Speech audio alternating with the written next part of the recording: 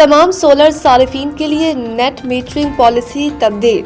نیا بلنگ نظام متعارف ذرائع کے مطابق نئی پالیسی کے تحت سولر صارفین کے معاہدے کی مدت اب 7 سال سے کم کر کے 5 سال کر دی گئی ہے۔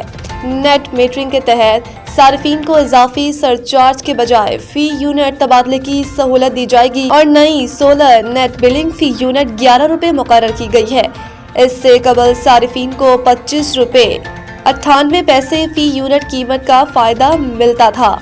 پالیسی کے مطابق آئندہ 25 کلو واٹ سے کم لوڈ رکھنے والے تمام سولر صارفین کے لیے نیپرا سے لائسنس لینا لازمی ہوگا، جبکہ پہلے گھریلو، صنعتی اور کمرشل صارفین 25 کلو واٹ تک کے لیے لائسنس سے مستثنیٰ تھے۔